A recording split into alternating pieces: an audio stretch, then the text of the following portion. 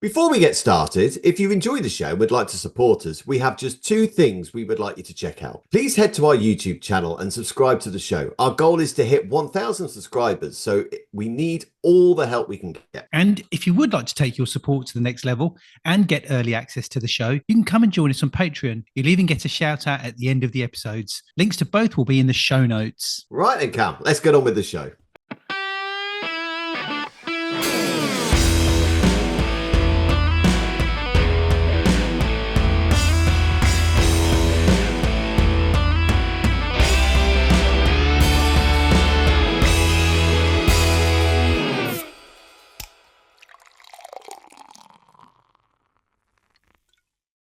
Early morning recording, Mark. Early morning recording. Yes, so if I get a bit ratty, you know why. I'm not good in the mornings. Trying to fit everything in at the moment. That's all. Yeah. That's all we're trying to do. So, yeah. Okay. So we're going to kick off with the headlines from the photography world, news stories that have caught Mark's and I attention in the last week, and then we're also going to be talking about how criticism in our photography is not necessarily a bad thing. No. Okay. So, Mark, do you want to kick off with the first headline? Yeah, certainly. Canon's new patent hints at a game-changing lens for professionals. Okay, it's a new book from Steven Spielberg's 5 decades in film with some stunning set photos from Jaws, E.T., and a lot more. And a woman who took a ballot selfie in North Carolina is now suing the elections board for laws that ban it. Okay, and Sony are reusing an image sensor in the A1. Is that a little bit weird? And there's one for Cam. A one-of-a-kind Leica camera sells for 3.8 million at auction. Oh, that's going to be an interesting one. Okay, yeah. Right. So the Canon one, Mark. Let's tell us. You're our resident Canon expert, aren't you? God. Okay, yeah. So basically, there's been hints. So obviously, I read this on F-Stoppers, but it is a news story that has been generated from Canon rumors. There has been an ambitious patent introduces the RF70 to 150 f2 IS USM lens. It's an L lens, and yeah, it's a big zoom with a really wide aperture. Now, these type of lenses are traditionally quite difficult to achieve, just because of the weight of it and obviously the size that it all has to be, and also to get that image quality the same all the way through. But it sounds like Canon are onto one, and we might be seeing it very soon, which would be good.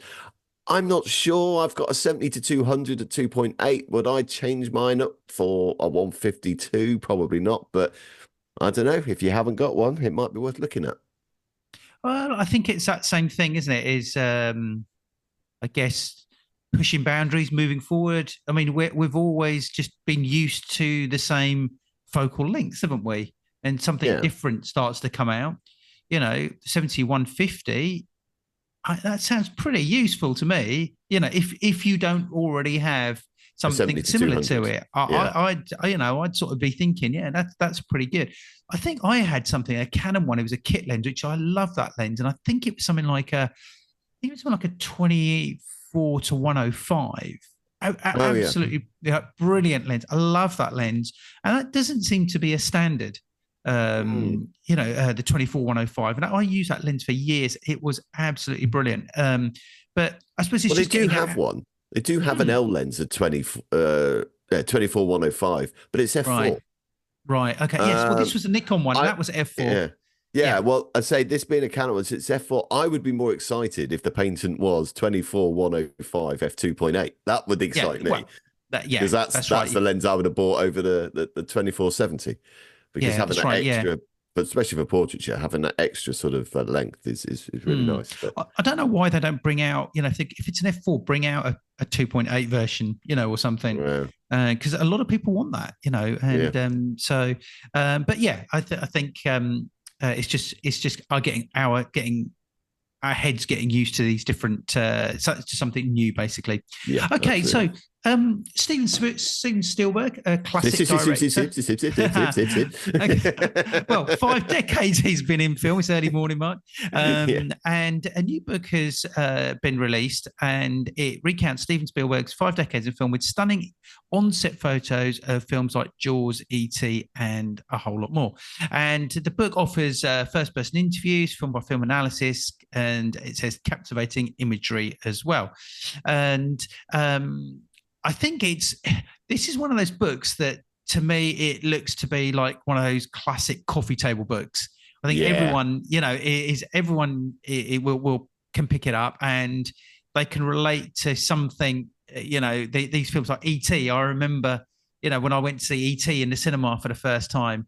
Jaws, when Jaws first came out, I wasn't old enough to go and see it in the cinema, and I remember my brother and my cousin both going together and then coming back and telling me all about it. So. His films are classic sort of life of coming different moments of everyone's lives in a way. And when you look back at the photography and obviously the BTS, as we always now say, the behind the scenes stuff, it sort of takes you back. And I think it's fascinating. I think it's a great gift for a photographer. It's a great gift for a film buff as well. And with Christmas coming up, I think it's one of those things that just leave it out on a coffee table. Someone comes in and picks it up. It's £30, so it's not expensive actually. Yeah, it's not pricey. I thought it'd be more than that. I thought it would be. It would sort of in the sort of £60 to £70 range, something like that. It's over 400 carefully selected images. A lot of them sourced from Spielberg's archive, and it shows the sort of bits of the filmmaking process, his interaction, within the story that we're seeing. There's a picture of him with Tom Hanks direction during it would be Saving Private Ryan. This picture of him with E.T. In a bath. I think this is great. It's a really good book. It's amazing, really. I mean, is there another director that's just had the longevity of success like Spielberg has? There's I'd say Martin Scorsese. I guess. Yeah. But I guess the other thing that is really good about Spielberg, though, is the range of different types of films that he's done. Scorsese's really known for the gangster stuff. I know he has done other things. In fact, I've got he's done a really good series on the blues, which I've got as a DVD set, and that's really, really good. But generally, you think of Scorsese, it's Goodfellas, it's all that kind of stuff, don't you? But Spielberg has this range of films, starting from essentially a film about a car chase in Duel. He's done sci-fi, he's done historical with Schindler's List, he's done sort of like B-movie type thing with Indiana Jones. Do you know what I mean? It's all that's right. Yeah, whole range. I don't think there's any other director quite like him. I don't think. Yeah, I mean, there probably are that have been different genres. You had Hitchcock, different type of genre, but classic directors. But I think you're right. I think Spielberg. Sort of genre. Yeah, Spielberg sort of maybe just sort of sets the bar, doesn't it? You're right. Yeah. In that sense. So interesting, but definitely worth a purchase. Yeah. Okay. And we're coming from from America. A lady who took a ballot selfie is now suing North Carolina election boards for laws that ban the photo. It says a woman is suing the North Carolina State Board of Elections after she received a letter from a board investigator asking her to remove a ballot selfie from a post on X. Okay. Now, I don't want to sort of, I'm not trying to sort of say that, give my opinion on this lady, but common sense would tell you that you don't take a picture, do you, in that situation of your ballot? Yeah, it's kind of like, you go into those little booths, don't you? So no one sees what you do, and you fold it up and you put it in a little box, and it's all anonymous as far as, your vote's concerned. Because I don't think there's any link to your name, and supposedly, I guess conspiracy theories will probably try and get you to believe otherwise. But yeah, there's the anonymity of the whole thing. I don't know. In some respects, I'm kind of like, it's up to her if she doesn't want to be anonymous with the votes, I guess. Yeah, I mean, the thing is, it's true because If there's signs up saying no photos, then you don't take a photo, do you? No, I mean, the thing is that it's a free society. It says, that you should be able to show the world how you voted without fear of punishment. But I think it's a little bit more than that, actually. I think if it's taking a picture of the actual ballot paper, to me, sort of just doesn't seem quite right. If she took a picture of, maybe she wrote down what she voted for and took a picture of a selfie of her holding a piece of paper of what she voted for and say put an X against it, that's fine because she's just doing that. But to take a picture of the actual ballot paper, I think that goes against the sort of I don't know, the individual voting right in a way. Does that make sense? No, I don't know. I think there should be something sacred about it. I'm not saying she shouldn't be. Yeah, I'm not saying she shouldn't be telling people what she actually voted, who she voted for. I don't have a problem with that. Okay, it's the actual ballot paper being in the photo. I think there's something. I think there should be something sacred about the ballot paper because you go in, you mark your cross, you fold it, you carefully put it in, in the container. And I think there should be something that should be sacred about that process. But to take a photo, I mean, it bugs me when I see people taking photos of their meals when they're out with their partner saying, I'm having a great time. And there's certain things that you just, I don't know, should just remain, okay, that's a very different thing. Anyway, that's it's about different opinions, and that's my opinion on it, Mark. I know. I obviously there's rules against it. I guess it's similar to when we're taking pictures at a wedding and when they're signing the register, we can't actually take pictures of them actually signing it. You always have to mock it up afterwards because of the legalities of the paperwork. I guess it. So I'm guessing it falls under that remit, but I don't know. I think if she there are rules against it, and obviously if there's rules against it and you post something and you get told to take it down, don't be surprised. But then on the flip side, I don't think it's really hurting anyone. Really, I don't have. I don't think it really changes. It doesn't impede anybody with voting. It doesn't change the voting system in any way. It doesn't block anything. It's not anti-democratic. It's I don't know. I think it's I don't understand why you can't take a picture of it. To be honest with you, I don't get it. I think my thing is more the case of that. I think the ballot paper should remain sacred, but there you go. Anyway, talking about keeping something sacred. Okay, now Sony are in their new A1 Mark II are reusing an image sensor in a new camera. Okay. Ooh. It says a lot of this comes from Petapixel. It says a lot of the conversation surrounding Sony's new flagship camera. Here's the thing: it's their flagship camera, A1 Mark II, concerns the camera's image sensor. The 50 megapixel backside illuminated stack sensor is the same as the one featured in the original A1, which is released in 2021. While some describe the reused sensor as disappointing, it is normal for Sony to use the same sensor across multiple iterations of the same camera series. So, what are your thoughts on that? Well, first of all, I think I mean, on the surface of it, it's like, well, I'm buying a new version, a flagship camera, but it's the same sensor as the original one. You kind of think, well, why am I spending all this money? But I don't know what's Sony's reasoning behind it, because this sort of area, it always intrigues me and stuff, but I don't understand the technology behind it really. I understand what companies tell me things do, and that's fine. But I couldn't tell you. There might be a reason. Maybe they've made this sensor in the A1 to be upward compatible with the following cameras. Maybe this has been a plan. What's Sony said? What's the reason behind it? I don't think Sony have actually said anything, but the article, the news story that we saw as sort of trailing, to find some of these news stories that.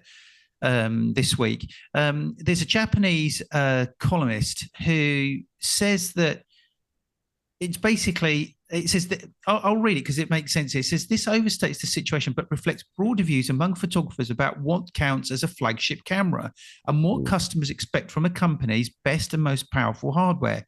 It says the columnist explains that competitors such as Canon and Nikon regularly introduce new sensors in their flagship models dating back to the DSLR era. While that's true and is carried forward to the mirrorless camera, the Z9 and the Canon EOS R1 had new sensors, for example. It's not necessarily, but it's not necessarily been Sony's broad approach to its cameras.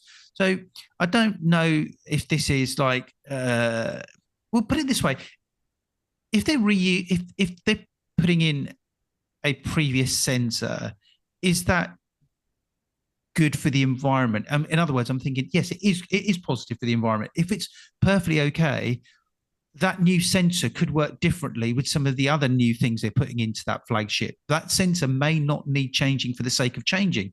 Maybe they've taken that sensor as far as they possibly can at that particular point. Do they need to change the sensor? Okay, well, not necessarily.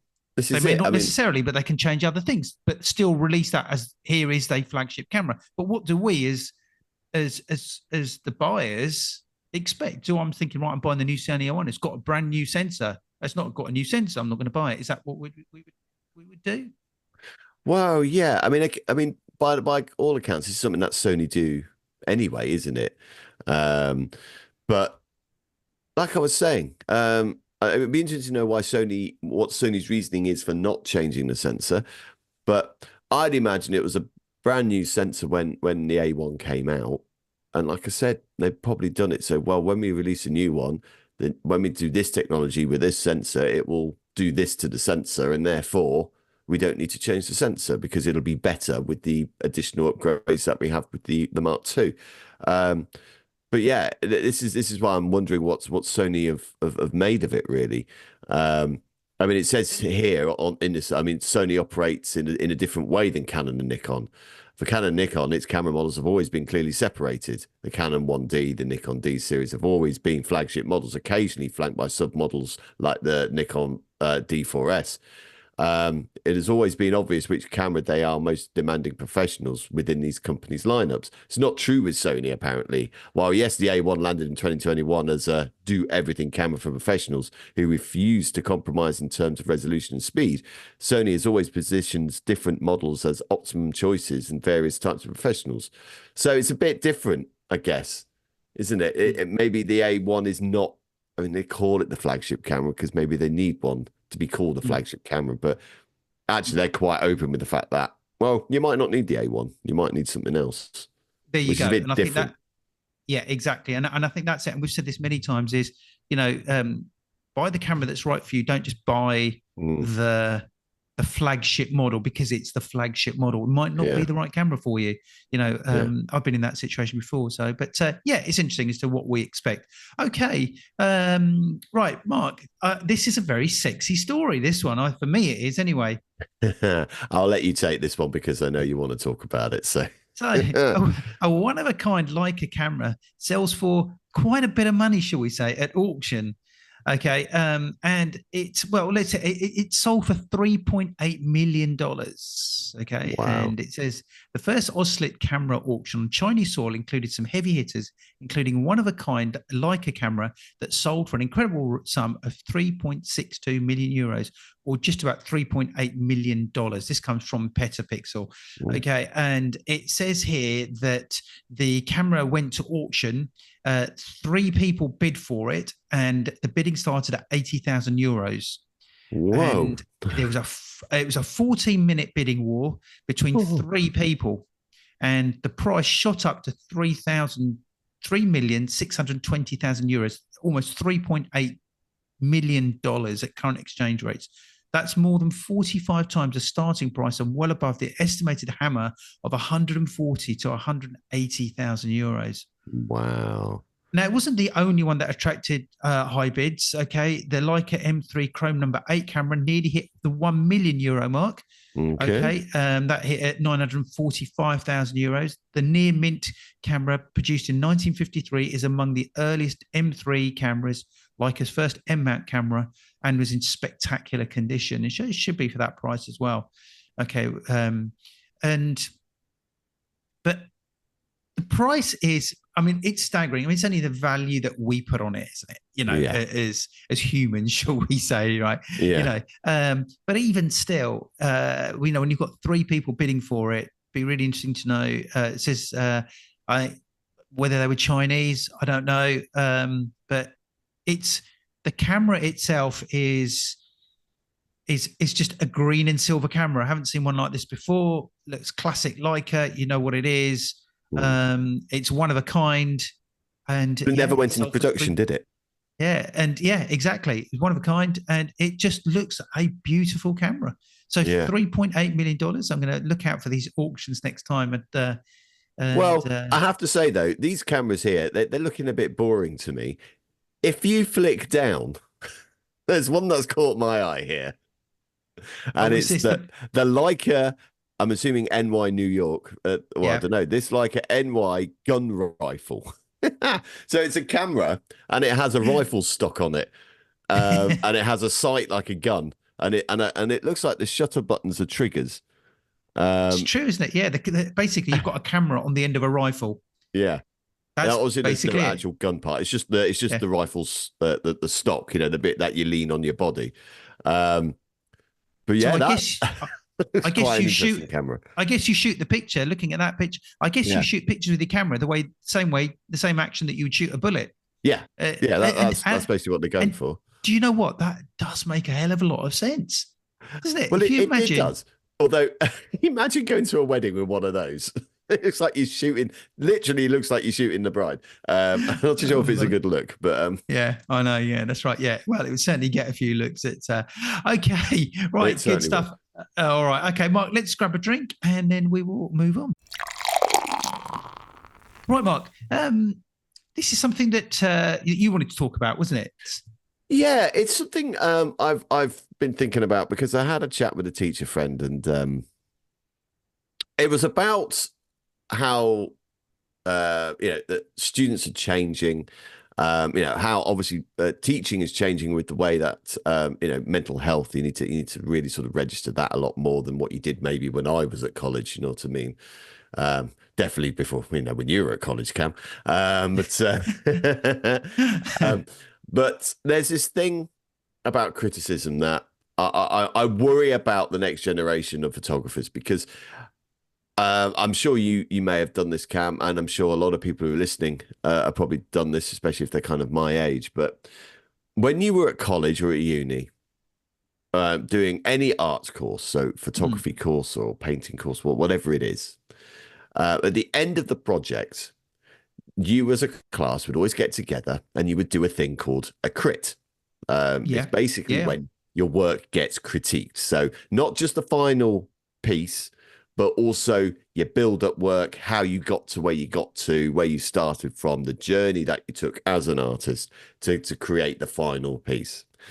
And essentially what would happen is you go up there, you explain, you go and stand in front of all your peers and the lecturers, teachers, and you explain what you've done, why you've done it. This is what I've come to, blah, blah, blah, blah, blah. And essentially, right, unless you actually nailed it, you would just basically get your ass handed to you by the teacher, and your classmates would be encouraged to do the same. Basically, did you know what I mean? So it was never really. I hated them. I never really enjoyed them. It's never a nice experience, but you had to do it, and I think that has sort of given me the armor or the sort of the know-how how to deal with criticism at a later stage, right? Now, these days, if a student doesn't want to do a crit, they don't have to do it. No.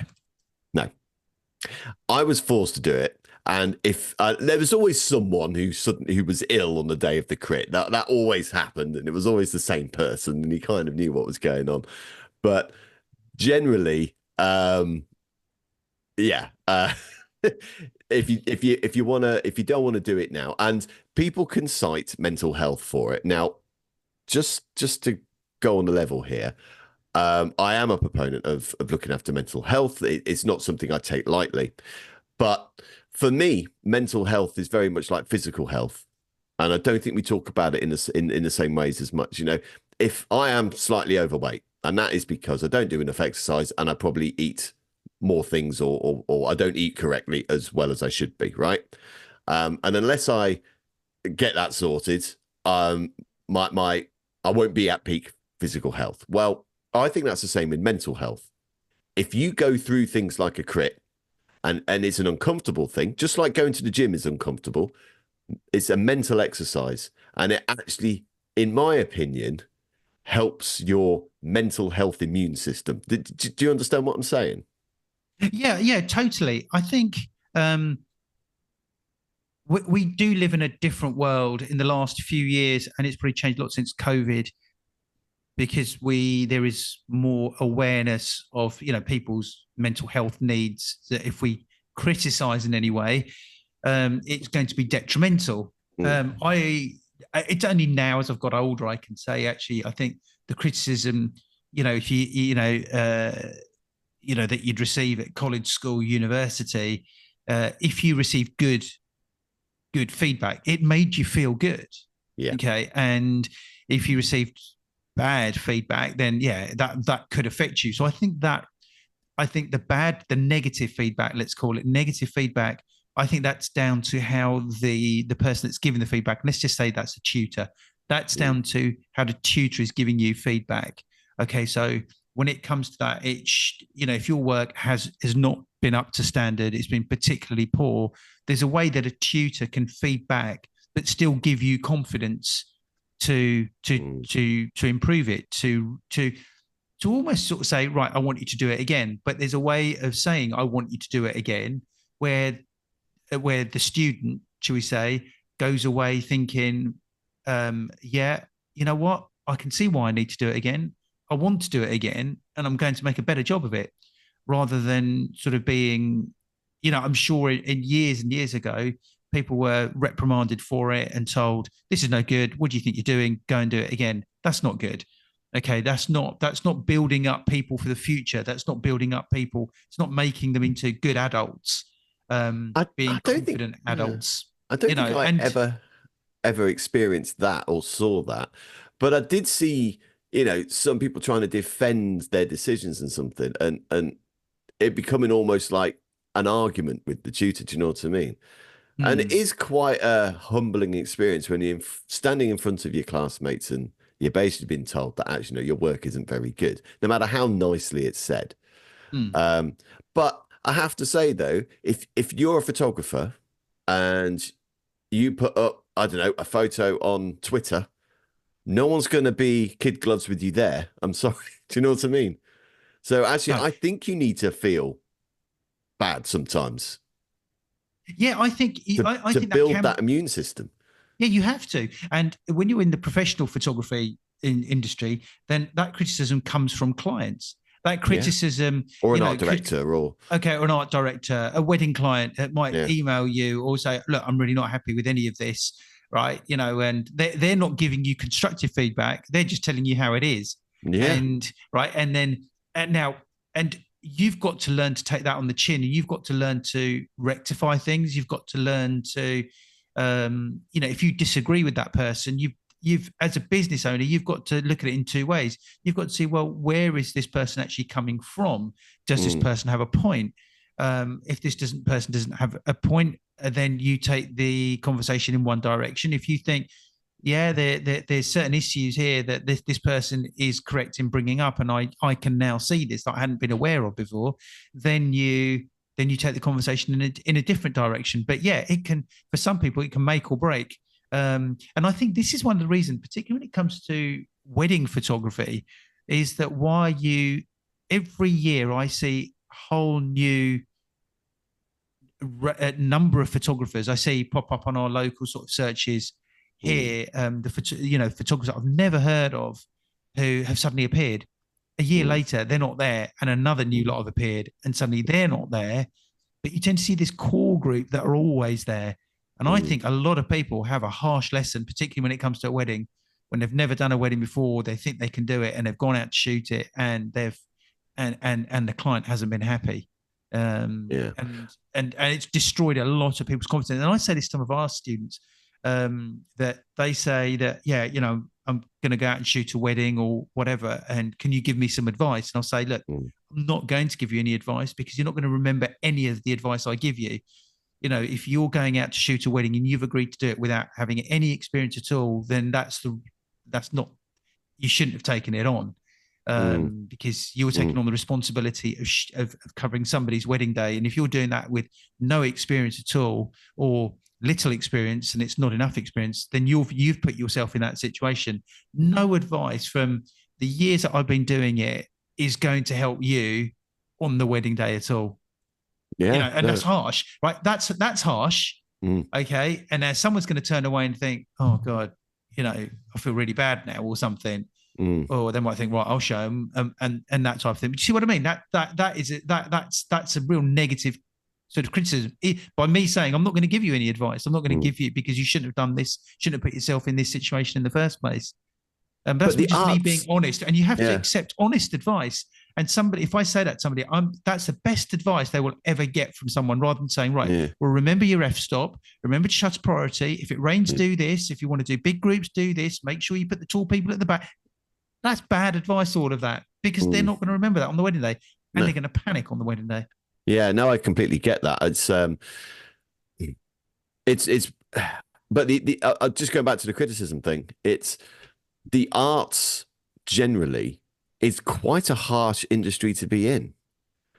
You know, I think it's the harshest. And I think sometimes the general public have a bit of awakening. I know there was some thing on Strictly, wasn't there, about how some of the dancers were having a go at some of the celebrities or something like that. And I think the dancers probably should have been aware that, you know, this is not how you do it. But, you know, I'm sure those dancers have been also shouted at in theatre or musicals because they're getting something wrong, because that is the nature of the arts.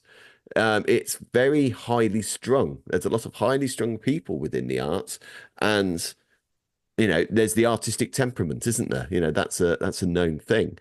And you know, I remember years and years ago when Parliament were discussing Simon Cowell's criticism of wannabe X Factor people. It was discussed in Parliament about who's been too harsh. And I remember thinking then, well, have you ever sat through a crit at uni? You know, it's what you have to go through as an artist, because you have to build that armor, and you have to be able to deal with it in your career. You absolutely do. So when it comes to people not having to do crits, and people can quite legitimately say, no, I'm not going to do it, I think it's a problem. Yeah. And with the courses that I teach, what I tend to do is we do sort of 3 coming up to 4 levels of photography courses. And in the first one, first level, they do some projects, and I'd say to them that they can present some images with some very quick feedback, but they don't have to do it. It's leading them into level 2, where you have to do the projects and they will be critiqued. Okay. So I am leading them in. So I'm leading them into that. Yeah.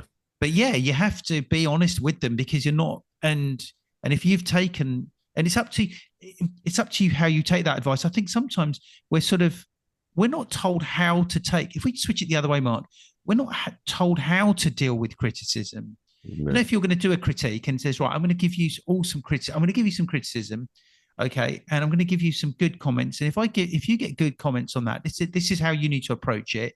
If you get constructive criticism wherever you go, this is how to understand constructive and negative criticism. We're not really taught that, are we? At any point, you know, when one of your clients doesn't like your work, and you say, well, that's my style and all of that, there's no need necessarily to suddenly become defensive, but you can become proactive, can't you, with negative advice, with negative comments, with negative feedback. You can step forward and say, right, okay, then in this case, let's do this. Here's the solution. Rather than thinking, actually, hang on a minute, this is what I do. You book me because this is my style. You know, there's ways around everything. There's solutions, aren't there, rather than becoming defensive. Yeah, there are. But unless you go through that, you're not gonna know how to do it. And but it's also the other way. I mean, some people crumble, and if you want to make it in this industry, well, not just this industry, anything in the arts, when you're a dancer, when you're an actor, photographer, painter, whatever it is, if you crumble under criticism, then you're not going to last in this industry. And I think that's the thing. You know, they don't want to do it because it's uncomfortable. Well, I don't know. It's just it is uncomfortable. And but you have to go through it. Yeah, I think this sort of few points. I think, I mean, let's go just a few tips, just headline tips, sort of almost to finish off about handling constructive criticism. Is stay open-minded. You know, view feedback as an opportunity rather than judgment, which is what I was saying. Is think of something, a solution or something, so it becomes that's just giving me an idea of doing this. Okay, you know, it's important to ask questions as well. If you've received that negative feedback, is ask questions. Make sure that you get clarification on what it is. Don't walk away not fully understanding what that negative feedback is. It will make you a stronger person, you know. And then, and again, it's separating emotion from critique. You know, yes, you will get emotional. It could be happy emotion. Yeah. It could be happy emotion. It could be really sad, and it's really hard to do.